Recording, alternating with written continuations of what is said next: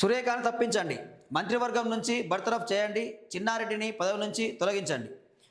క్రమశిక్షణ ఉంటేనే పార్టీని సర్కారును గౌరవిస్తారు. కొండా సురేఖకు వివాదాలు ఇదే తొలిసారి కాదు అంటూ ఇక్కడ పీసీసీ చీఫ్ మహేష్ కుమార్ గౌడ్కు మాత్రం నివేదిక అందజేస్తున్న క్రమశిక్షణ committee chairman Mallu Ravi. So వాళ్ళు నివేదిక అందించారు.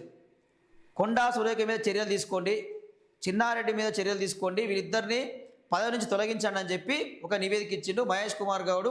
మీనాక్షి నటరాజన్ నివేదిక ఇచ్చింది ఆమె రాహుల్ గాంధీకి, ఏఐసీసీకి అక్కడ వాళ్ళకి నివేదిక అందించే అవకాశం అయితే ఉంది. సో మరి కొండా సురేఖ మీద వేటు పడనుందా అంటే పడేట్లా కనిపిస్తూ ఉంది. సో పార్టీని ప్రభుత్వాన్ని నడపాలంటే కొంచెం క్రమశిక్షణగా ముందుకు తీసుకుపోవాలంటే వేటు వేసే విధానం అయితే కనిపిస్తూ ఉంది. సో మరి కొండా సురేఖ మీద వేటు వేస్తే కొండా సురేఖ కాంగ్రెస్ పార్టీలో కొనసాగుతుందా, లేదంటే బీఆర్ఎస్ పార్టీకి పోతుందా, బీజేపీ పార్టీకి పోతుందా? ఆమె నిర్ణయం ఏంటి అనేది ఈరోజు రాజకీయ వర్గాల్లో పెద్ద చర్చ అయితే కొనసాగుతూ ఉన్నది. సో మరి పార్టీని క్రమశిక్షణ నడపాలంటే కొన్ని ధిక్కార స్వరాలను అణగదొక్కాలంటే తప్పదు, కొండా సురేఖ మీద వేటు వేస్తేనే పార్టీకి భవిష్యత్తు ఉంటుందని చెప్పి వాళ్ళు మాట్లాడుతున్నట్టు మనం చూస్తూ ఉన్నాం. సో మరి ఇక్కడ విషయం ఏంటంటే కొండా సురేఖను తొలగించామనేది కాంగ్రెస్ పార్టీకి నష్టమని చెప్పుకోవచ్చు. సో వాళ్ళు ఏం చేస్తూ ఉన్నారు ఇక? సో ఈ నష్టాన్ని భర్తీ చేసేందుకు కొండా సురేఖని డైరెక్ట్గా మంత్రివర్గం నుంచి బర్తరఫ్ చేయకుండా క్యాబినెట్ పునర్వ్యవస్థీకరణ, క్యాబినెట్ ఎక్స్పాన్షన్ అంటే కొత్త వాళ్ళకు అవకాశం ఇద్దామని చెప్పి మరి కొండా సురేఖతో పాటు ఇంకెవరిని తొలగిస్తారు? మరి కొండా సురేఖ మీద వేటుబడిన ఉంది, మరి ఏ మంత్రి మీద వేటుబడిన ఉంది? ఎవరిని తొలగిస్తారు?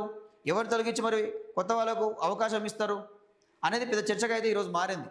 సో ఇప్పటికే మునుగోడు ఎమ్మెల్యే కోమటిరెడ్డి రాజగోపాల్ రెడ్డి తనకు కూడా మంత్రి పదవి కావాలని చెప్పి మీరు హామీ ఇచ్చారు అని చెప్పి పెద్ద ఎత్తున మాట్లాడడం, బహిరంగంగా మాట్లాడడం చూసిరు. సో మరి చాలా రోజులుగా వాళ్ళ అన్న కోమటిరెడ్డి వెంకటరెడ్డికి బర్తరఫ్ చేసి ఆ స్థానంలో రాజగోపాల్ రెడ్డికి అవకాశం కల్పిస్తారని చెప్పి పెద్ద ఎత్తున ప్రచారం జరుగుతూ ఉంది.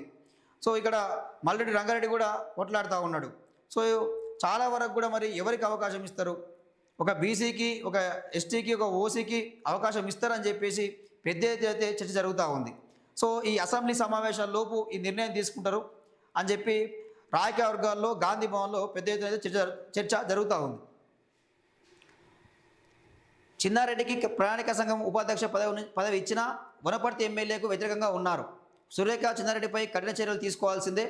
పీసీసీ అధ్యక్షుడికి క్రమశిక్షణ కమిటీ నివేదిక, దాని మీనాక్షి నటరాజన్కు పంపిన మహేష్ గౌడ్ తమ సూచనలు జోడించి ఖర్గే, వేణుగోపాల్కు నివేదిక సమర్పించనున్న మీనాక్షి, పీసీసీ చీఫ్ అసెంబ్లీ వర్షాకాల సమావేశాల్లోపై చర్యలు, మంత్రివర్గం నుంచి తొలగించడమా, పునర్వ్యవస్థీకరించి తప్పించడమా అన్నదానిపై చర్చ. సో ఇక భవితవ్యం తేలబోతుంది. కొండా సురేఖ భవితవ్యం తేలబోతా ఉన్నది.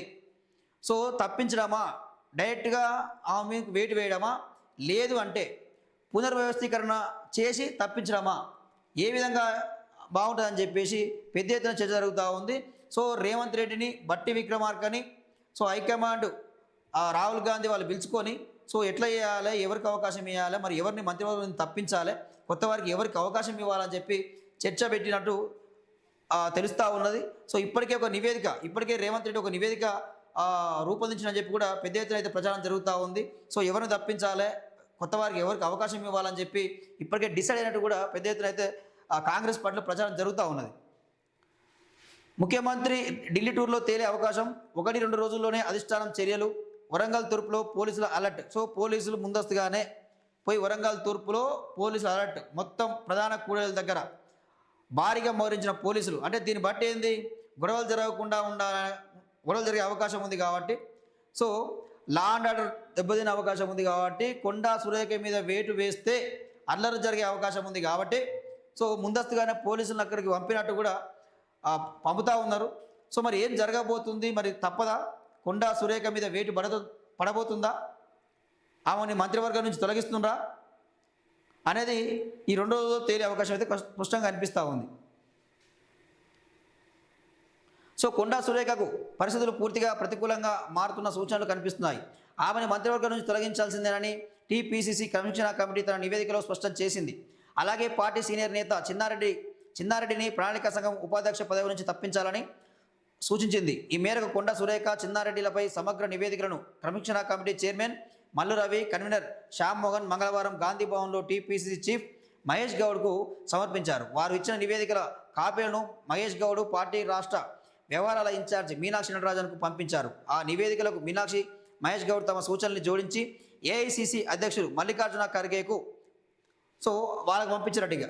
మరి మల్లికార్జున ఖర్గే ఏఐసిసి ఏం నిర్ణయం తీసుకుంటుంది, రాహుల్ గాంధీ ఏం నిర్ణయం తీసుకుంటాడు?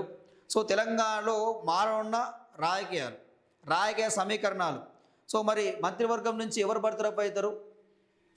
మరి ఈ కొత్త వారు ఎవరు మంత్రివర్గంలో చోటు దక్కుతుంది అనేది ఈ 2-3 రోజుల్లో తేలే అవకాశం అయితే కనిపిస్తూ ఉంది.